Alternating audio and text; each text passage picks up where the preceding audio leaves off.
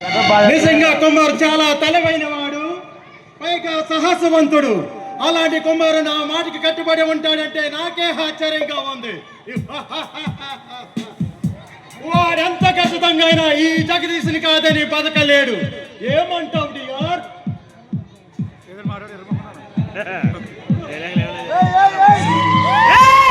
Kumar and Pratap, మీకోసం మేము ఎదురు చూస్తున్నాను. ఏమిటి బాస్ విశేషం? రోజు మీకేదో బహుమానిస్తుందంట. ఏమిటో ఆ బహుమానం? బజారులో కొనలేనిది. పొరపాటు పడుతున్నారు బాస్. ఈ రోజుల్లో బజార్లో కొనలేనిది ఏముంది? డబ్బు ఉండాలే గాని ఆట వస్తువు మొదలుకొని ఆడదాని వరకు అన్ని అనుగుణంగా దొరుకుతాయి.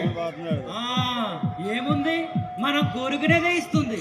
ఏమిటి ప్రతాప్ మీ కోరిక? నిస్సాసి ఒత్తులో ముంచి రోజు ఆటపాటలతో ఆనందింపచేయాలనిదే మా కోరిక.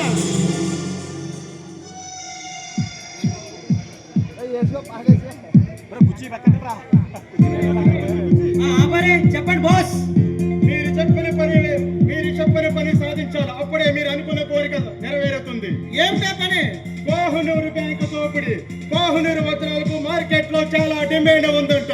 విదేశీ వర్తకులు కోహినూరు వజ్రాలు కావాలని ఎగబడుతున్నారంట. ఇప్పుడే ఫోన్ వచ్చింది. ఆలస్యం చేస్తే లాభం లేదు. ఆ లక్షల విలువైన కోహినూరు వజ్రాలు మనం దక్కించుకోవాలి. Okay boss. ప్రతాప్, నువ్వు కూడా కుమారుతో వెళ్ళు. Yes boss.